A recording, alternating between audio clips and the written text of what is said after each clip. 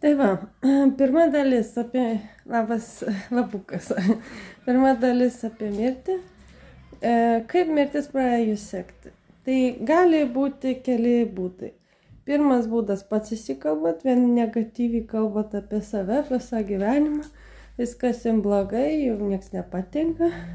Antras dalykas yra likimas. Čia, bet dažniausiai tai būna senatvė, bet ne visada. Trečias dalykas gali būti per raganavimą. Daleiskit, koks tai žmogus užperka lygą jum, mirtį ar dar kažką. Tai, yra kaip 3 būdai. Tai, jeigu mirties delnas persekė, tai nebūtinai jūs mirsite. Tai gali būti skausmas, liga, be atsikartojanti liga, chroninė liga, nepagydoma liga ir mirtis. Taip. Kai jūs atakuoja, ta mirtis gali prisijungti prie jūsų dažniausiai per sapnus. Jūs susapnat, kad jūs kažkas puola. Ar tai ryklys puola, ar tai kokia tai piranija.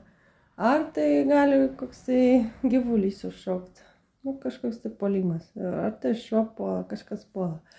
Ir dažniausiai tai vyksta po protėvių prakeikimo, kai velniai sugalvoja pankstyti jums mirtį.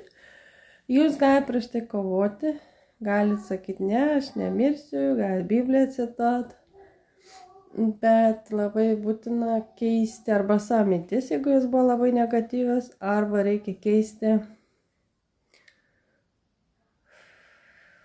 jeigu jūs nuodėmingai gyvenat, tai už kiekvieną nuodėmę, jeigu didelė nuodėmė, pavyzdžiui, palistavimas yra didelė nuodėmė, koks tai apkalbėjimas žmonių didelė nuodėmė,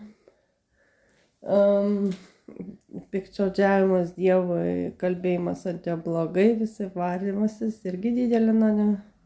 Teigėjimas, puikybė, išdidumas, neklausimas Dievo, bet koks neklausimas prilygsta raganavimui. Okultiniai dalykai yra sukilimas prieš Dievą ir už tai baudžiama mirtimi.